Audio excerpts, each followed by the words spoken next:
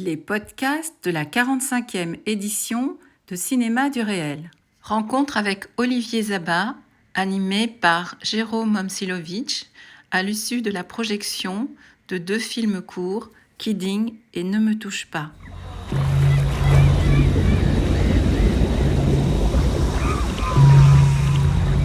Je voudrais qu'on commence de manière factuelle pour situer un peu ces 2 films, en commençant peut-être par Kidding, justement, puisque vous le présentez comme un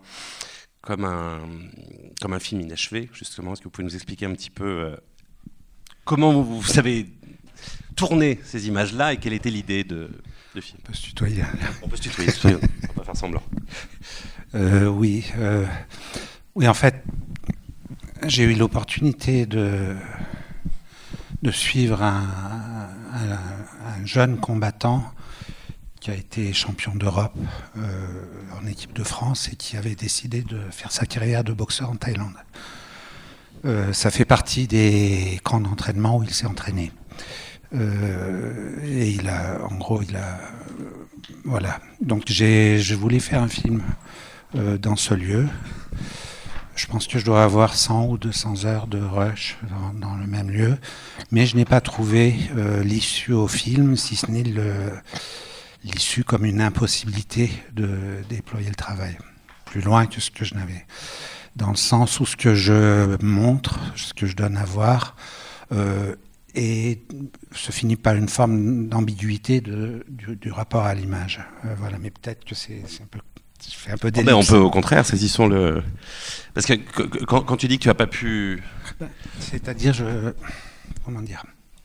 C'est une question d'apparition. Alors je ne sais pas comment on peut prendre cette discussion, mais c'est une question d'avoir un accès aux choses sans le langage, sans la compréhension d'une forme d'ordre ou de situation, et où petit à petit, la question de l'enfant apparaît. Voilà, en gros c'est ça. Donc on a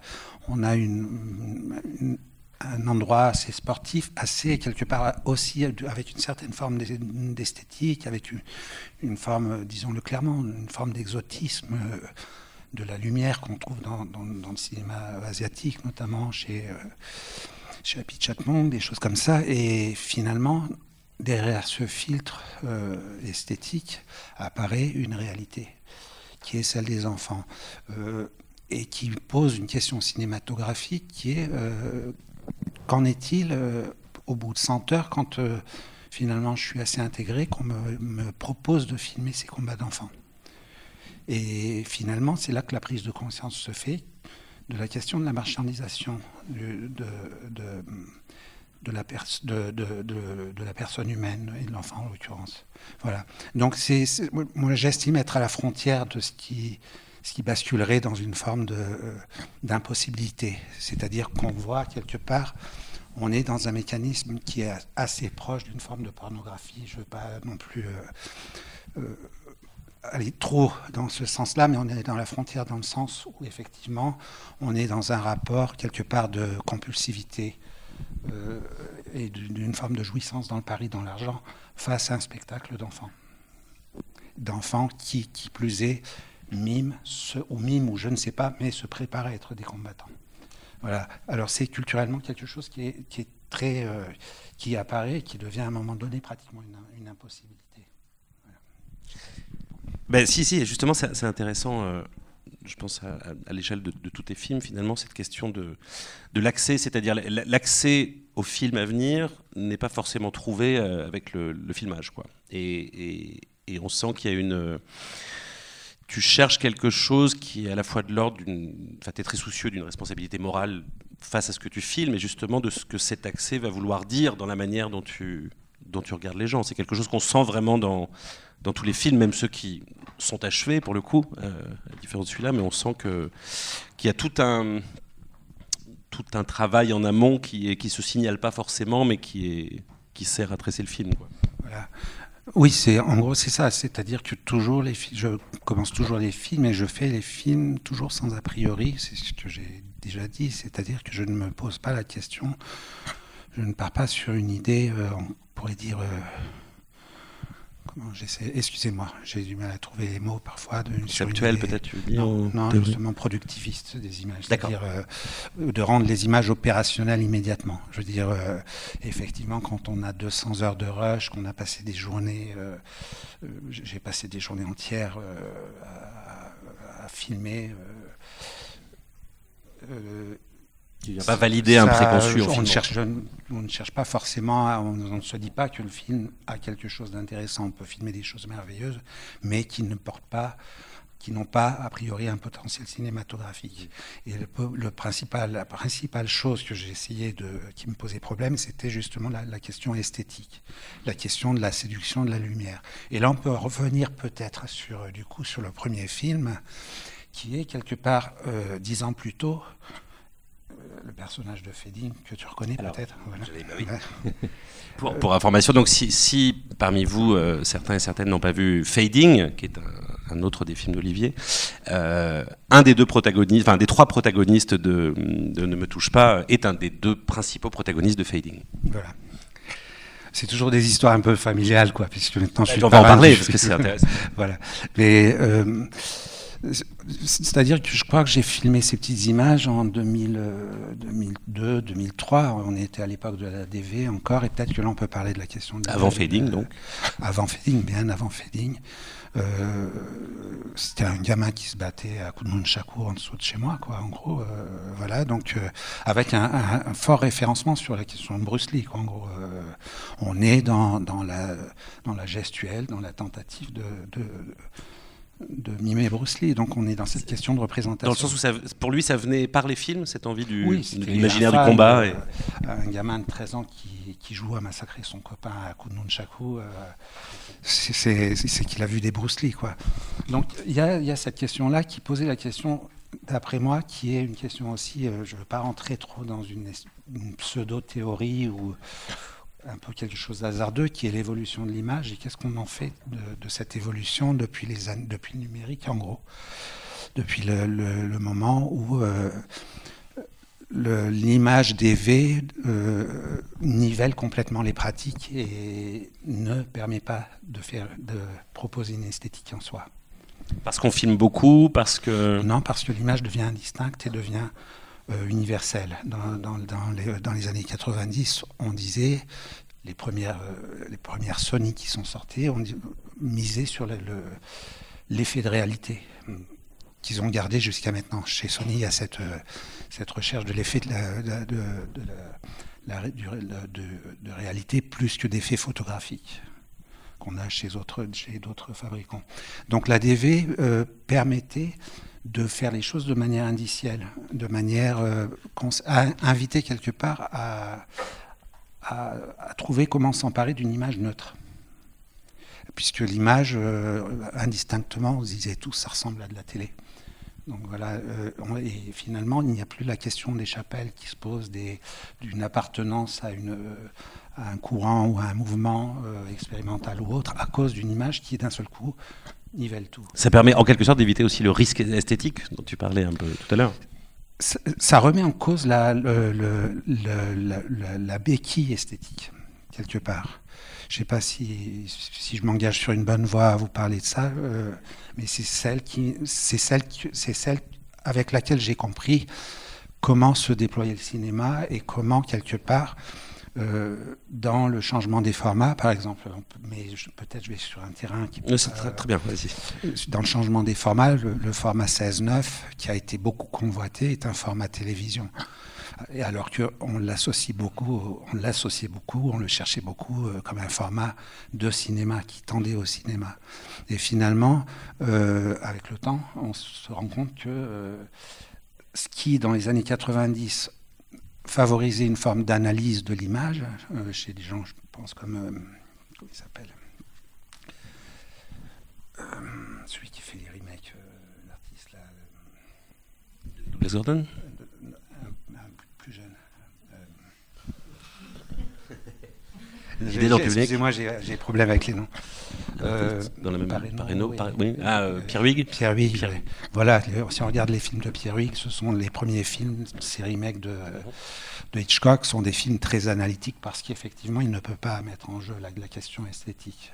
Et plus on avance, et plus les films reprennent une espèce de convoitise, d'aura, d'une magie de l'image cinématographique qu'on retrouve plus loin, par exemple, dans Zidane de Parreno, où d'un seul coup, le déploiement de l'individu... Zidane, c'est l'inverse presque, c'est justement partir de l'image télé. Ils vont repartir du dispositif télé, de prendre les 17 caméras qui filment un match de foot et de mettre tous les moyens pour finalement arriver à une espèce d'allégeance totale au mirage cinématographique.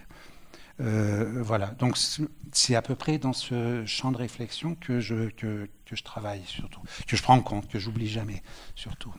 Alors j'aimerais qu'on développe un peu sur la question de la rencontre avec les protagonistes de tes films, parce que très spontanément, tu en as parlé tout de suite, à la fois du côté de ce jeune que tu as suivi jusqu'en Thaïlande et de Marco, c'est Marco, hein, c'est ça. Il me semble vraiment que c'est l'initiale de tous tes films, enfin, c'est forcément le point de départ des films, une rencontre, mais vraiment dans le sens le plus plein possible de ce terme-là. C'est-à-dire, et même la rencontre n'est pas encore la garantie d'un film, mais tu as besoin de ça, de cette rencontre-là. Oui, mais la rencontre, c'est toujours la rencontre. Ça peut être la rencontre humaine, mais ça peut être croiser une notion qui est intéressante. Ça peut être, c'est toujours des choses qui sont des vecteurs. Évidemment, ce sont généralement des personnes qui sont, comment on pourrait dire, généralement je filme des gens qui, sans rentrer dans le détail, chez qui je pense ne pas faire peur. C'est-à-dire que je préfère bosser avec des gens qui, comme Juku Aola par exemple, qui est l'homme le plus fort du monde, parce que je sais qu'il ne sera pas impressionné, que j'ai toujours peur de malmener les gens. Donc c'est pour ça que je vais toujours aller chercher des situations où il y a des bonhommes plutôt.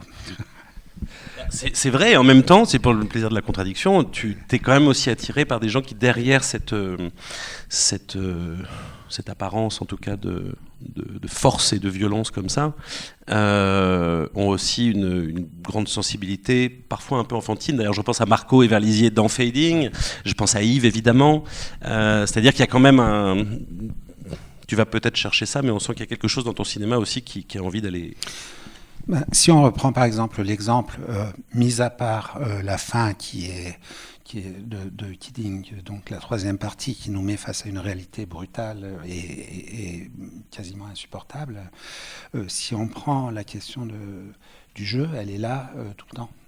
Elle est là dans la fin des combats, la fin de l'entraînement où les gamins se mettent en spectacle sur le ring avec une conscience absolue de la caméra, en sachant qu'eux-mêmes se considèrent comme des personnes de spectacle et aussi des moyens des moyens de subsistance pour leur propre famille. Notamment, on voit un gamin qui est très fort, qui vient de Malaisie, je crois, où la famille l'a envoyé pour qu'il devienne boxeur et qu'il fasse vivre sa famille. Voilà. Donc il y a ce rapport effectivement au jeu qui se mélange à une forme de brutalité. C'est vrai qu'on voit des gamins s'amuser, puis on en voit qu'on va prendre, ramasser au sol et mettre sur le côté. En France, il aurait droit à, d'une part, c'est interdit, et un professionnel ou un amateur, on a un mois de convalescence cérébrale. Voilà. Et alors justement, alors ça c'est un peu le levier idéal, j'ai envie de dire, pour parler de toute ton œuvre, c'est cette question du jeu, cette question... Peut-être moi le mot qui m'est venu en voyant ces films-là, c'est l'idée de la répétition, c'est-à-dire répétition au sens où c'est un mot qui désigne à la fois ce qu'on fait avant, quand on répète quelque chose qui va arriver, donc typiquement l'entraînement dans Kidding, l'entraînement aussi, parce que c'est une forme d'entraînement, même s'il est très ludique, mais entre les jeunes hommes de Ne me touche pas, et puis la répétition au sens où tu fais quand même souvent rejouer à tes protagonistes, enfin rejouer, tu leur demandes d'incarner devant la caméra ce qu'ils sont, mais justement sur le mode de la reprise, quoi. Je leur demande pas, justement. Excuse-moi. Non, je le demande jamais parce que Pour une simple raison, c'est que quand on demande de refaire une prise, on tombe dans des mécanismes de mise en scène de fiction. D'accord. Voilà, ça très simplement. Donc ça veut dire que, en gros, moi, j'interviens très très peu dans la direction des films. Je ne parle pratiquement jamais. Voilà. Donc la parole n'est pas là. Ce qui m'intéresse, c'est de voir comment les gens vont s'emparer d'un dispositif. Et je pense qu'on peut voir un rapport entre les deux gamins sur la fin du ring qui vont prendre une boxe taille traditionnelle, donc une boxe taille de démonstration et faire un spectacle spontanément parce qu'ils savent qu'ils sont filmés, tout comme le mec en mobilette sait qu'il est filmé et puis qu'il y a une espèce de jeu de gamin qui se met en place. Et en même temps, Marco trouve l'endroit où se placer, et je pense qu'il sait assez bien se placer sous la lumière pour créer quelque chose. Après, bien sûr, il y a les contingences comme la pluie, des choses comme ça qui appuient la chose. Et après, bien sûr, il y a qui étaient pour moi des pistes dans la compréhension, par exemple le fait qu'à un moment donné, la question du corps et du tournoiement du corps qui est propre à la boxe taille se traduisent par une forme de géométrie dans l'image. Voilà. Donc des allers-retours, d'un seul coup, là, cette mécanique-là commençait à m'intéresser. Voilà. Ça me rappelle d'ailleurs quelque chose que tu avais dit à l'époque où tu as montré Fading, où j'avais accompagné le film dans une projection.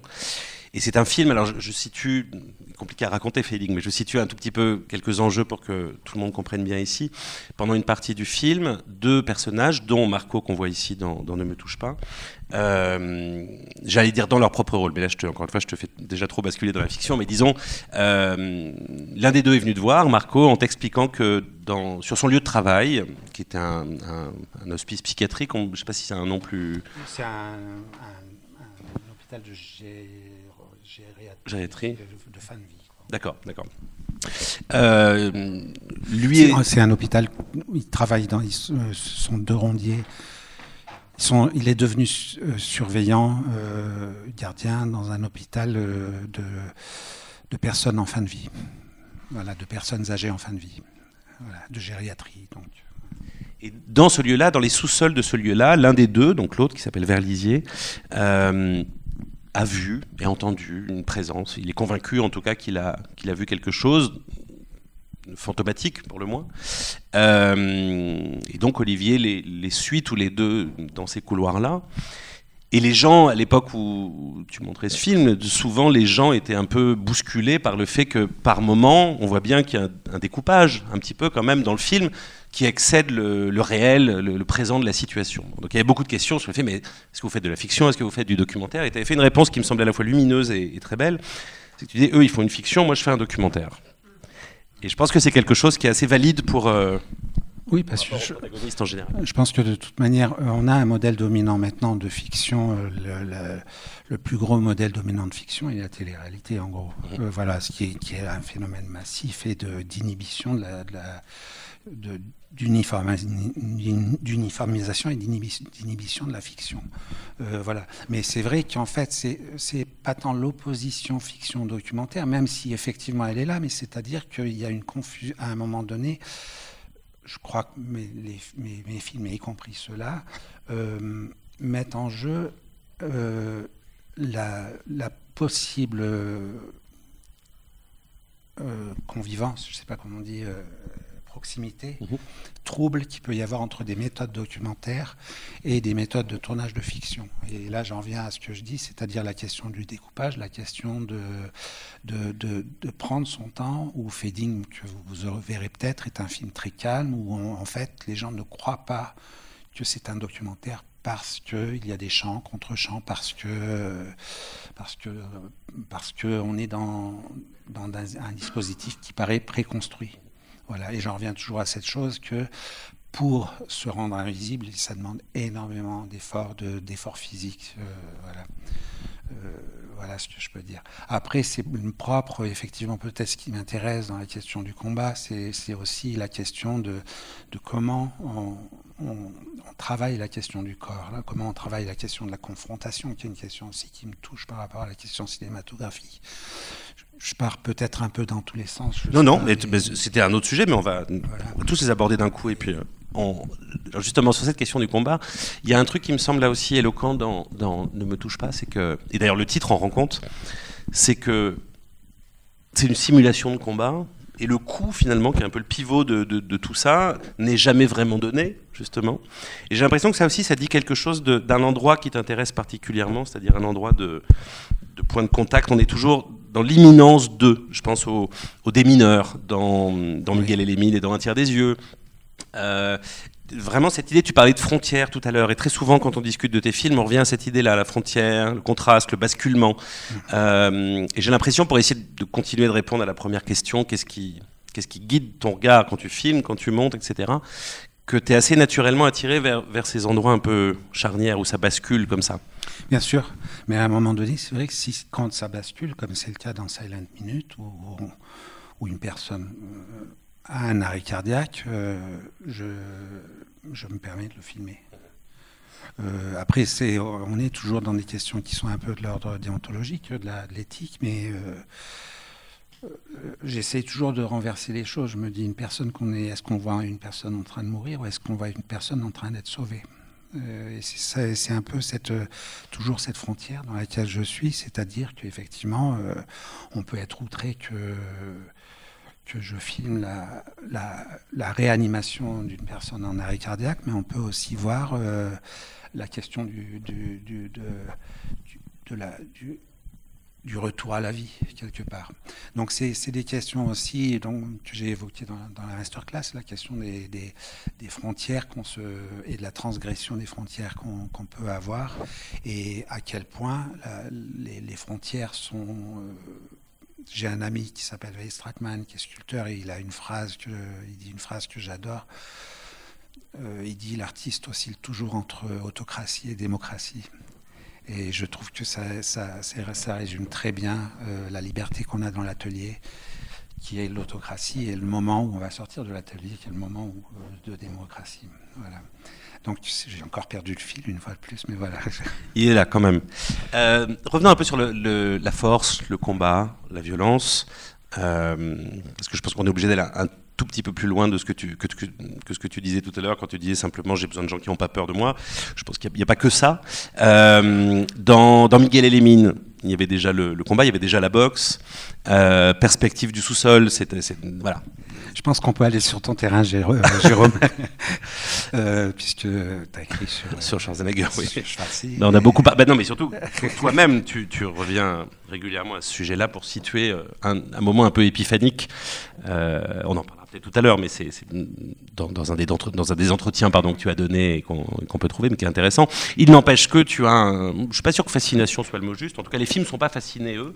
Toi, peut-être. Mais qu'est-ce qui t'intéresse dans pour le coup, je dirais dans ce spectacle de la force, parce qu'effectivement, à chaque fois, c'est quand même de la représentation de la force. C'est ce que j'ai expliqué aussi. Pardon, je ne veux pas dire que tu m'obliges, mais pour ceux qui m'ont entendu, la masterclass, excusez-moi s'il y a des redites surtout, mais c'est la question du phénomène, tout simplement. Et c'est ce qu'on voit dans le premier film d'Herzog aussi. Voilà, tu vois... c'est la question du phénomène qui m'intéresse plus que la question de la représentation.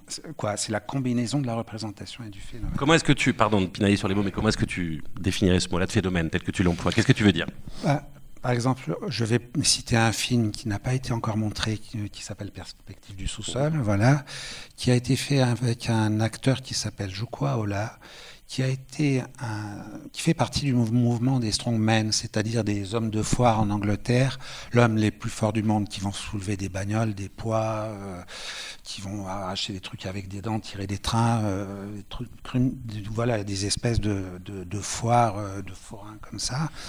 Et Juko Aola a eu j'avais eu l'occasion de le rencontrer, je ne sais plus comment, et Juko Aola avait eu... Werner Herzog cherchait quelqu'un pour son film Invincible, qui est un film absolument magnifique, je trouve. Il cherchait quelqu'un pour incarner ce héros du colosse juif qui se cache dans le Troisième Reich et qui meurt avec une petite blessure. Et il avait trouvé Juko Aola.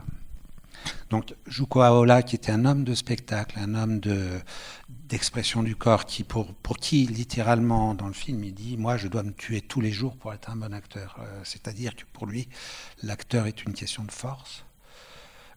Il est dans la question du phénomène de foire, littéralement. Et sans mépris, mais il est dans cette relation-là. Ce phénomène de foire, et là, je vais peut-être un peu aller dans une forme de théorisation, mais c'est comment la question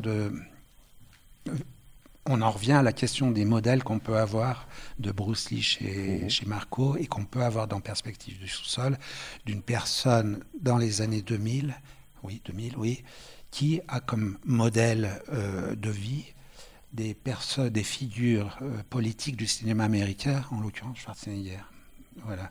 Et comment une personne comme ça, qui vit en Finlande, qui a eu un contact avec une forme de cinéma d'auteur, va continuer sa carrière. Et comment, quelque part, il porte en lui-même son obsolescence. Bon, excuse-moi. Vas-y. Comment il porte son... Qu'en est-il d'une personne qui va réactiver une figure qui était fonctionnelle, qui s'est imposée selon des stratégies à Hollywood, qui s'est imposée selon des luttes sociales, selon la question de la VHS. Comment une personne comme ça va se prendre au pied de la lettre la question du modèle américain comme rêve de réussite, couplé à autre chose qui est, excusez-moi, du coup je décris des choses non vues, mais couplé à la question de quelque chose qui touche peut-être la question de l'image ici, qui est que chaque image, chaque évolution de l'image nous fait régresser à un certain point. C'est-à-dire que la DV, quelque part, a neutralisé une forme d'esthétique pour nous amener quelque chose de nouveau. Donc il y a toujours, quand il y a une évolution technologique, il y a une perte, quelque part. Et plus on avance, et plus on se rend compte que la chose ultime qui est en train de se perdre en ce moment est la question de la salle, par exemple, la question du remplissage des salles. Donc finalement, les évolutions technologiques ont fait que les salles commencent à s'éteindre. Et Juko Aola, qui était un produit des années 80, construit une salle. Construit cette image. Dans son sous-sol. Juste qu'on explique un peu pour les gens qui n'auraient pas vu le film. Il construit alors c'est au-delà de ce qu'on appelle le home cinéma. Là, il se fait vraiment une salle de cinéma dans son sous-sol. Voilà. Le film s'appelle Basement Perspective, donc c'est Perspective du sous-sol. Et effectivement, lui s'incarne comme une figure qu'il souhaite réactiver, mais qu'il ne sait pas comment, de quelle manière. Et en fait, il fait sa propre salle de cinéma comme une espèce de mausolée à son image dans sa propre cave. Et pour ça, ce qui est assez intéressant, c'est qu'il va convoiter un cinéma hollywoodien pour pouvoir se regarder dans sa cave. Donc on voit que la question de l'autoreprésentation n'est pas simplement la question de l'autofiction, mais nous amène sur des questions sociétales. Et du coup, là aussi, c'est quelque chose vraiment qui traverse tous tes films, c'est que tu parlais des cirques de monstres tout à l'heure, des foires avec les strongmen, etc. Mais fondamentalement, l'idée du monstre, c'est l'idée de montrer, c'est l'idée de celui qu'on montre ou qui se montre. Et il y a quelque chose là aussi qui me semble rejoindre un peu cette rigueur morale qu'il y a dans tes films, c'est que tu montres toujours des gens qui se montrent, au sens où tu les laisses se montrer, et surtout tu veux les regarder se montrant, c'est-à-dire choisissant eux-mêmes comment ils se mettent en scène, comment ils se représentent, etc. Et c'est quelque chose qui est très frappant, je trouve, dans tes films, c'est qu'on ne te sent jamais, toi, les montrer, les désigner comme ça. C'est-à-dire que tu vas réunir au mieux les conditions pour qu'ils se montrent, mais je pense aussi à Argument, dont on n'a pas parlé encore, qui s'intéresse aux entendeurs de voix.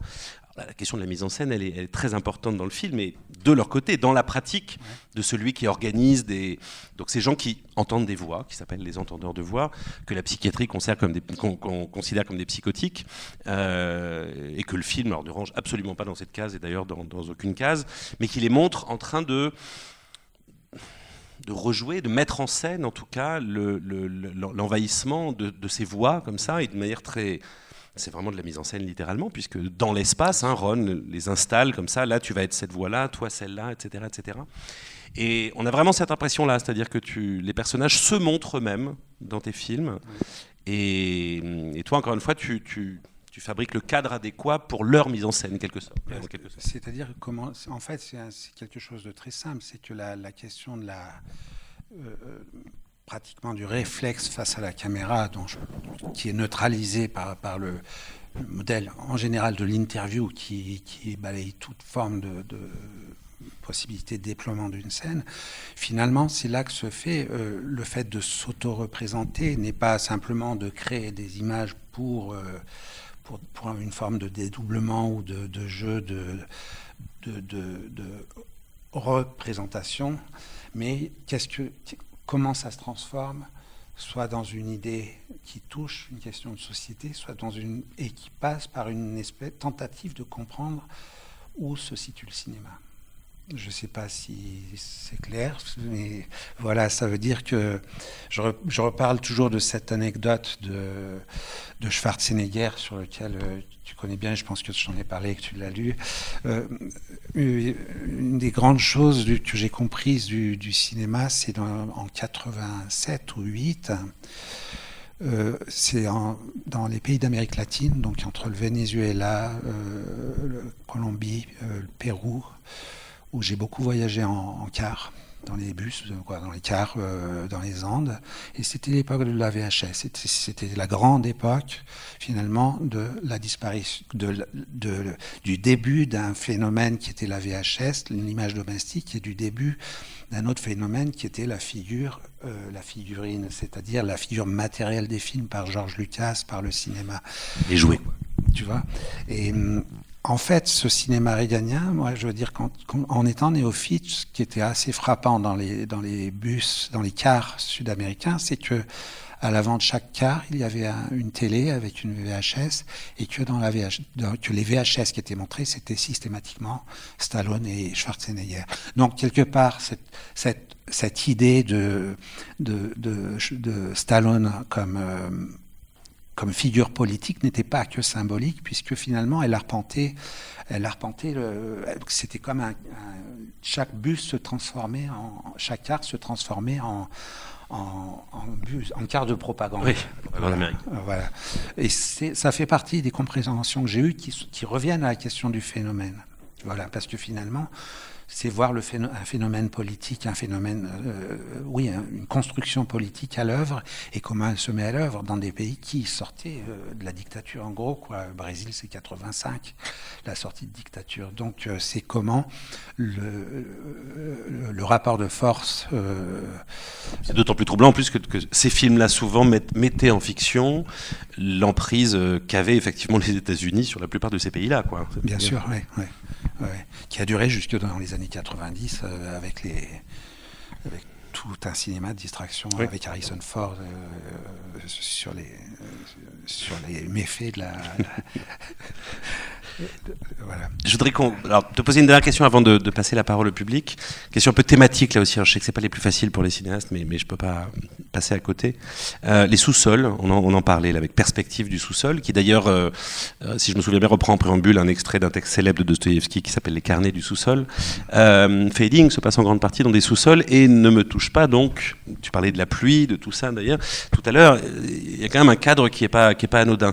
Ton cinéma est attiré par les souterrains, par les sous-sols, peut-être aussi de manière un peu métaphorique. Est-ce que c'est quelque chose que j'imagine, tu ne suis pas sciemment, mais enfin il y a quand même quelque chose de très souterrain là-dedans. Je ne sais pas, c'est ce que tu demandes là, Jérôme, c'est une analyse très difficile parce que ça voudrait dire... je veux savoir ce que toi tu en penses, en tout cas. Je pense qu'effectivement, je crois que littéralement, il y a deux choses. Je pense que l'univers d'un auteur ou d'un artiste n'est pas protéiforme et n'est pas extrêmement large. Ça, je le dis toujours. On a toujours, à mes étudiants, je leur dis toujours, vous cherchez à être originaux, mais non, vous allez voir que dans 10 ans, ce que vous avez fait, vous sera pas vraiment différent de ce que vous avez fait. On n'est pas des Léonard de Vinci, très peu, quoi. Donc, on a des choses comme ça qui sont récurrentes. Après, la question du pourquoi, c'est une question sur laquelle pratiquement je sais pas envers toi, mais je me refuse. Non, mais je voulais pas psychanalyser tes films, mais la question de l'intention et finalement ou de la fascination, et ça j'en reviens au premier film que j'ai fait qui s'appelle Zona West, où on était effectivement là carrément dans la clandestinité et pas dans le souterrain. Zona West qui est un film, pardon, je raconte un tout petit peu à chaque fois, qui est un film fait avec des narcotrafiquants, donc des personnes qui ne peuvent pouvaient pas montrer leur corps à l'image, de peur de leur visage, oui, et qui essayaient de cacher leurs tatouages, de cacher leurs stigmates de bandits. Et ce qui est assez drôle, et j'en viens peut-être pour essayer de faire un pont entre les images des années 90, où à l'époque la caméra avait encore un rôle une portée quelque part. J'ai revu quelque part, moi, les personnes que j'ai filmées dans Zona Ouest étaient des personnes qui se cachaient et qui s'adressaient au monde entier par la caméra. La caméra était une lucarne pour parler au monde. Et qui là, pour le coup, se mettait vraiment en scène. Voilà, vraiment dans la représentation. Et puis je suis allé revoir un peu les vidéos de YouTube qu'on pouvait trouver des narcotrafiquants de Rio ces dernières années. Et ce qui est assez flagrant, c'est qu'il y a un inversement de la figure, c'est-à-dire que Zona Ouest est un film qui a été fait dans la clandestinité, donc avec des personnes dos au mur, où on ne voit pas de paysage, où on ne voit pas de visage, où ils sont armés, mais simplement, si on regarde maintenant sur YouTube, on voit des bandits à visage découvert avec de l'horizon qui donne sur Copacabana, totalement repérable, et qui s'adressent non pas au monde, mais à la patrouille qui va venir le soir. Et tout ça par YouTube. Donc on est dans quelque chose qui est assez vertigineux et qui rejoint quelque part la question de Joko Aola et qui rejoint aussi la question de la Thaïlande et du parking quelque part. C'est-à-dire qu'il y a toujours un moment où le aller loin nous ramène à la proximité. Je ne sais pas si c'est clair. Et c'était d'autant plus flagrant que le monde entier peut voir un conflit qui se termine bien sûr par la mort entre les narcos et les flics. Ça se termine inévitablement, fatalement par des morts brutales. Et en fait, le monde entier a accès à une guerre de quartier. Voilà. Ou même de guerre d'individus. Je ne sais pas si j'ai été un peu... Non. Est-ce qu'il y a des questions dans le public ?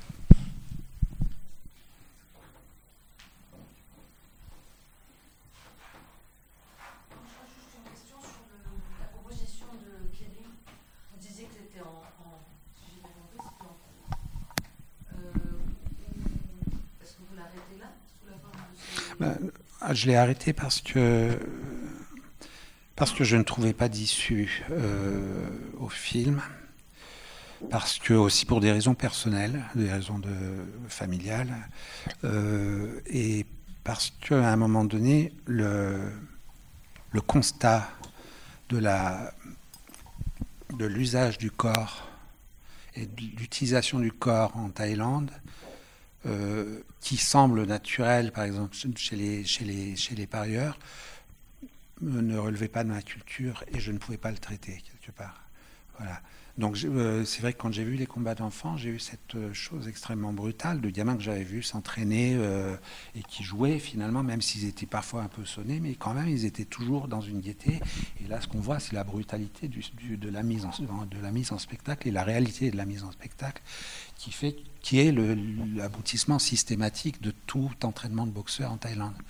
Et cette réalité-là, à un moment, je ne me sentais tout simplement pas de continuer dans ce registre-là.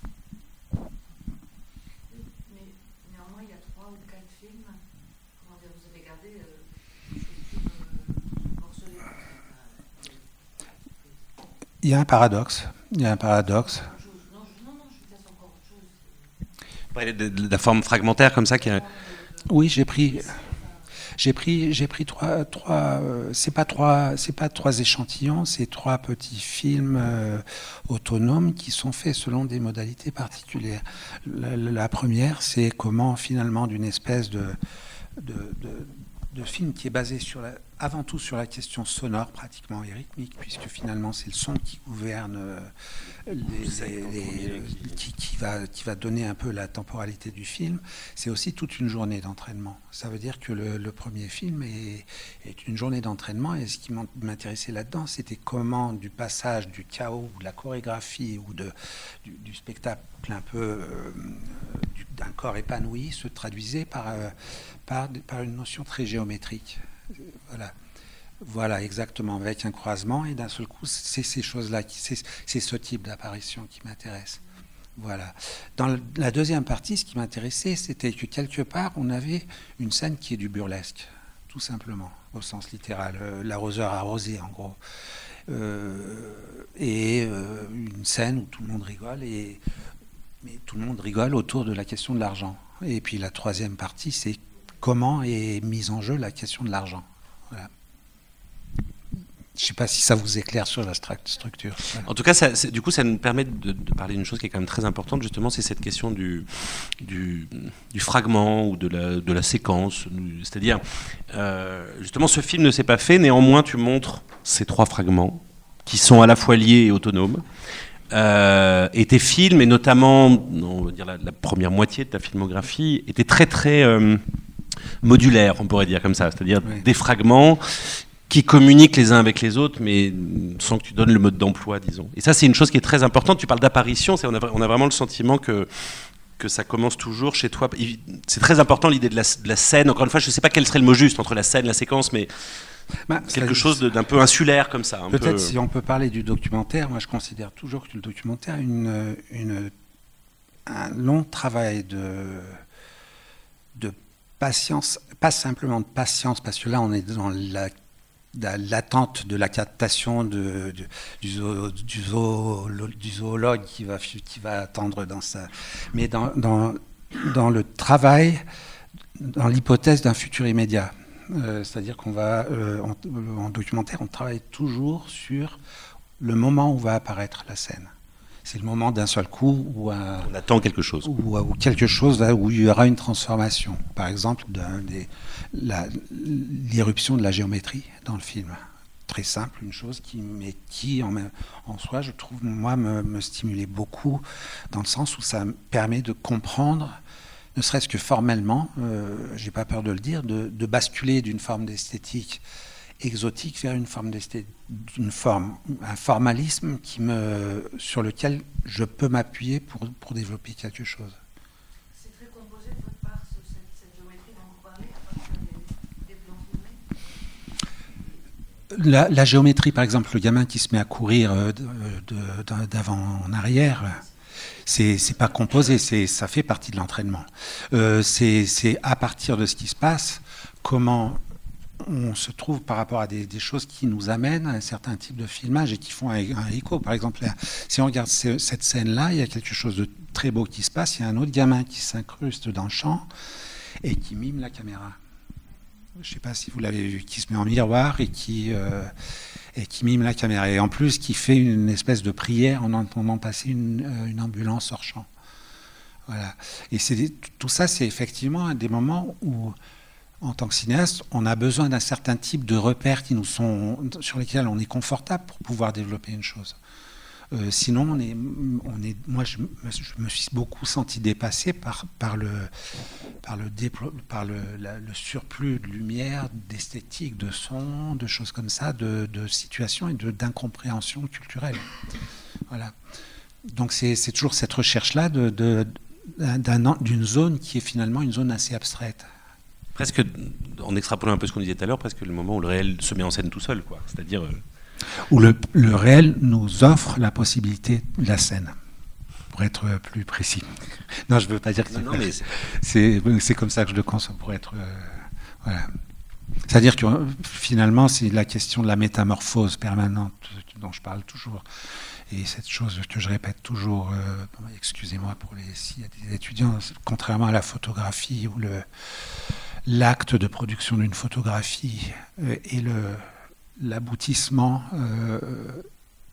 de quelque chose de, comment on pourrait dire, performatif. On appuie sur le déclencheur et quand on cherche le cadre, on va chercher la situation et finalement on va travailler. L'acte photographique en soi va être conclu par le déclencheur qui sera moins d'une seconde. Et quand on travaille avec une caméra, à partir du moment où on déclenche, on entre dans un processus de travail sur la métamorphose du réel, voilà, qui commence pratiquement à la seconde. Voilà. Peut-être moins si on peut aller moins que ça, mais en gros c'est ça. Voilà. Est-ce qu'il y a une autre question dans le public ?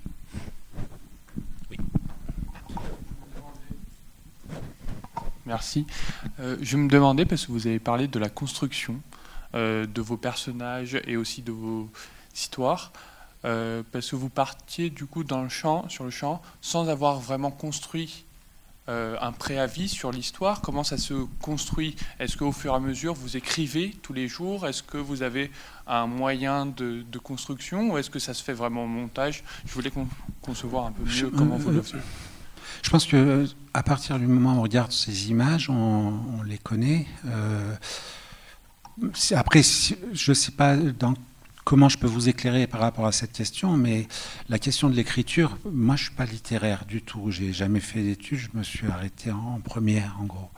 Donc loin de moi l'idée même de prendre un stylo pour écrire une histoire quelque part. Mais donc l'écriture, elle me gêne plus qu'autre chose. Dans un film, à la rigueur, j'aurais besoin d'un post-it ou deux pour me dire comment j'organise 2-3 scènes.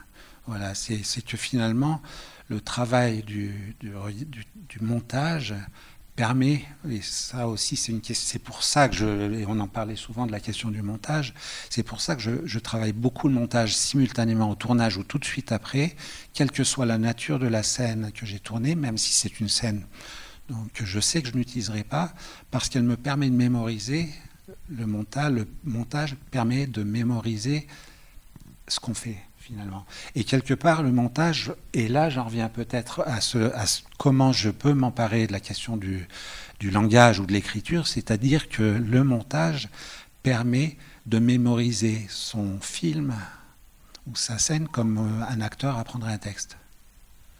Donc, c'est-à-dire qu'un montage, je sais, cette idée du montage où on appelle ce qu'on dit, on dérush, on enlève les déchets et on garde que les scènes qui sont bonnes, je travaille pas comme ça. Je considère que je vais faire 10 passages et sur chaque passage, je vais enlever 1 seconde. Mais alors, ça va être 10 visionnages pour une scène de 20 minutes. Mais je sais qu'au bout de la 20e fois où j'aurai vu la scène, je l'aurai en tête. Donc j'ai plus besoin de papier, puisque le film, finalement, je l'ai en tête naturellement. Et les notions, finalement, qu'on peut développer d'une scène, là c'est un exemple peut-être, j'en reviens à la question de la géométrie, ou de la lumière de chez Marco. Si on regarde cette association qui a été faite par vous, et je trouve qu'elle est très bien, vous programmateurs, c'est de voir que la question de la mise en place spontanée d'une scène où il est question de lumière, de son, de personnage et d'une forme de minimalisme du geste, parce que c'est finalement ce qui se passe, c'est comment des gamins qui s'amusent, ça va se transformer en une forme d'abstraction, qui est le ballon qui devient un corps, et puis finalement le conflit se traduit par un geste pratiquement dans l'immobilité du corps, avec un son de pluie. C'est des choses c'est avec ça que je construis mes films. Voilà. Et de la même manière, le formalisme ou la géométrie qui se met en place m'intéresse beaucoup. Ou la question du gag, la question du burlesque peut aussi être une piste pour comprendre la nature du film qu'on est en train de faire. C'est parce que le film n'est pas destiné avant tout à être montré, il est destiné à être un document de travail pour le cinéaste. Et si cette notion-là est bannie, on ne fait que communiquer des images qu'on a mal vues. Voilà. Excusez-moi, c'est peut-être l'usage du on est toujours généralisant. Je pense ça. Voilà. Il y avait une autre question, je crois, dans le coin. Oui. D'accord.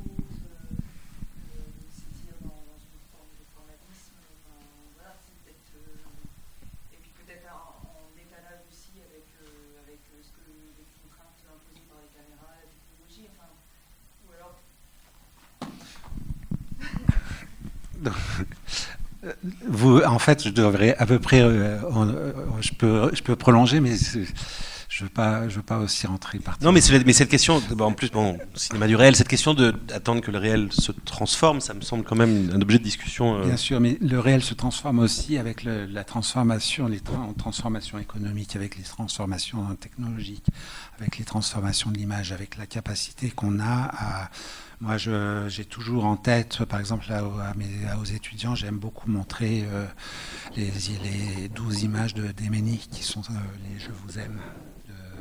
De Georges Demny et Étienne Jules Marais, pardon. Étienne Jules Marais, voilà. Qui est, en gros, c'est Demny et Étienne Jules Marais, qui étaient un peu des pionniers du cinéma avant le cinématographe, on va dire, et qui travaillaient sur la chronophotographie. Il y a un film de d'ailleurs, c'est Demny tout seul, hein, je crois. Je suis pas sûr, celui-là, je sais plus. C'est Demny qui l'a fait.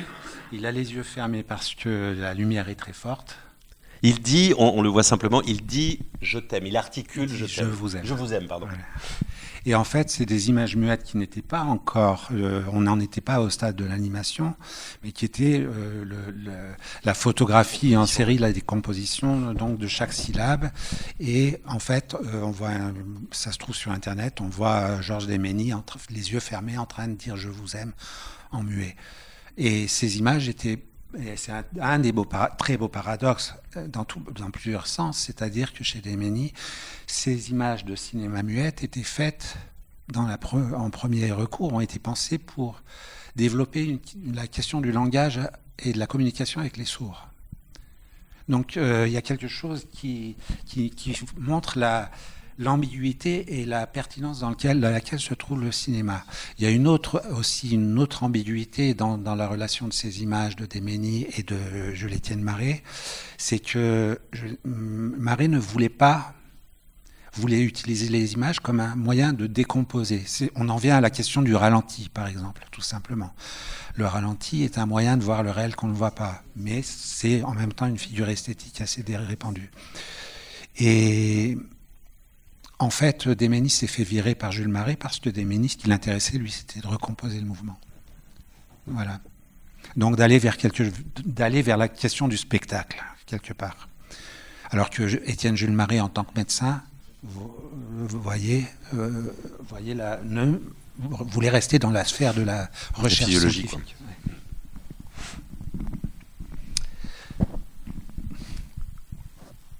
Une autre question.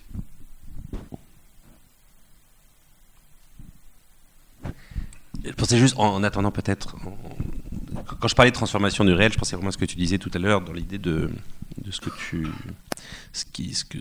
tu attends en quelque sorte. Vas-y. Juste parce que j'oubliais la deuxième partie de ce que je dis à mes étudiants, je leur dis que ça c'était avant le XXe siècle, et que si on regarde les dernières images de Mars, moi il y a quelque chose que j'ai trouvé merveilleux, c'est quand ils ont annoncé le son de la sonde, je ne sais plus comment, qui s'est posée sur la comète Philae, et que le son était juste, c'était ça, et qu'on voit qu'en un siècle, plus d'un siècle et demi, finalement on s'extasie de la même manière qu'on pouvait s'extasier devant les 12 images de Déménie. Et ça, c'est cet écart en fait dans lequel qui est toujours remis en question, c'est-à-dire que chaque évolution va proposer une régression. C'est ce qu'on a par exemple dans Fading, ou Mirek, qui est donc une personne qui a un des premiers téléphones portables où on fait des photos,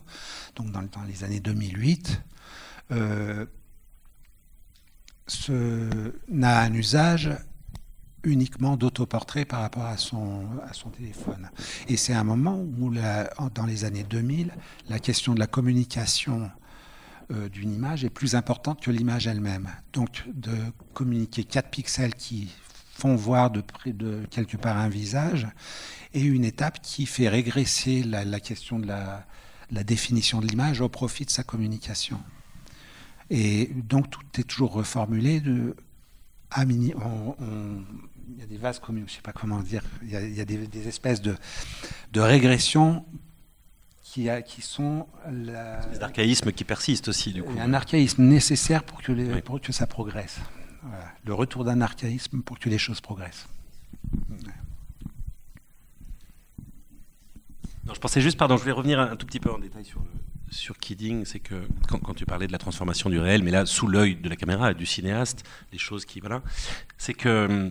Il y a une chose qui m'a toujours frappé dans tes films et qu'on retrouve là, c'est...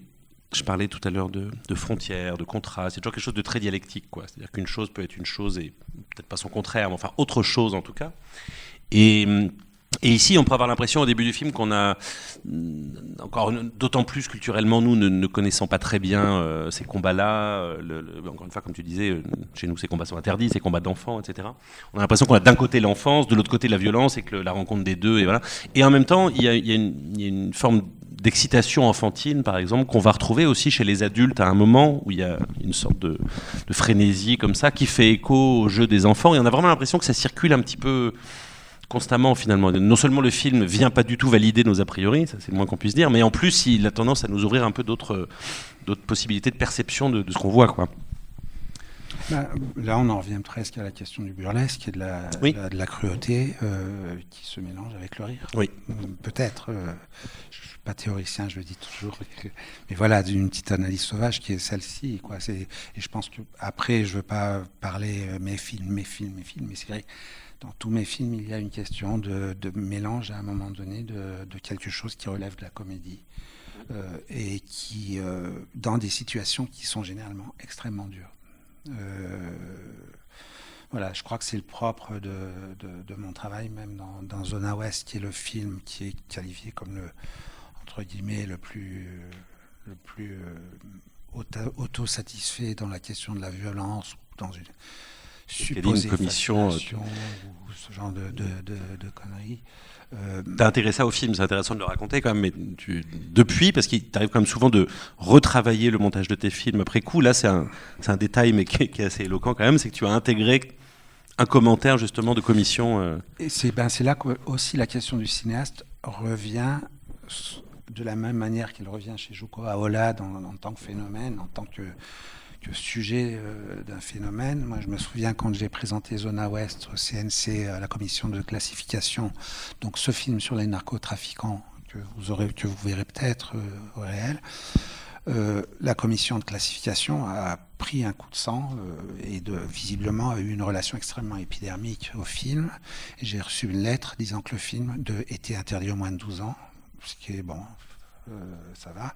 Mais le paradoxe, c'est que je devais j'ai mis la phrase obligatoire, c'est-à-dire que je dois mentionner ce film montre avec complaisance et sans distance des jeunes qui font de leur vie, qui font du crime leur vie, quelque chose comme ça.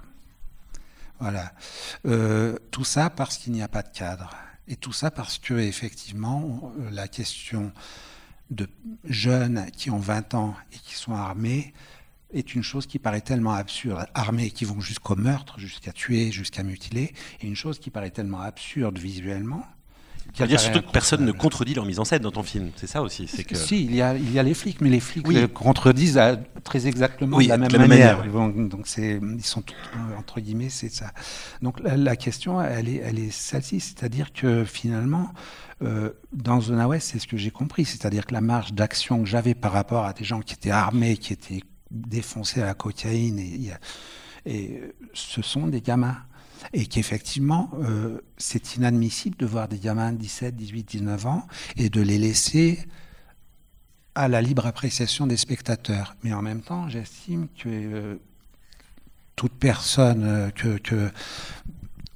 on est tous à un moment où on est en mesure d'apprécier la distance critique qui se crée. Et justement, une des choses dans ce film-là, excusez-moi encore une fois de parler d'un film que vous n'avez probablement pas vu, à la fin de la prestation, entre guillemets, de l'expression de leur force de clan, de force clanique, je filme 4 personnes et derrière moi, il y a 10 bandits qui regardent et qui sont ceux qui n'ont pas voulu participer. Et à la fin, ils applaudissent. Et ces applaudissements, c'est là que justement se trouve le nœud, je crois, quelque part. Ces applaudissements sont des applaudissements de la prestation de leurs camarades, de leurs copains, quoi. Et pas du tout une apologie des propos tenus. Voilà. Et c'est ce qui a créé cette relation épidermique que je laisse des bandits dans l'auto-célébration et l'auto-adulation. Ils les encouragent en plus. Voilà. C'était ça le message un peu de la commission, quoi. Voilà. Donc c'est toute la question, et j'en reviens à cette question du cadre, à cette question de la liberté qu'on se donne et à la question de la nécessité de se confronter à refuser la question de la... Comment on pourrait dire ? Je vais finir. À refuser la question de l'autocensure par le cadre. Voilà, je parlais toujours de cette question de l'académisme, qui est finalement le cadre, et c'est ce qui va nous faire régresser dans la modernité, quelque part. On approche de la fin de la séance. Il y a une toute dernière question. On peut la prendre in extremis. Et, sinon, on va s'approcher de la conclusion. Est-ce qu'Olivier, toi, de ton côté, tu veux rajouter quelque chose? J'espère que je ne vous ai pas trop endormi. Ça n'a pas l'air. Merci beaucoup. Merci à vous tous. Merci à vous.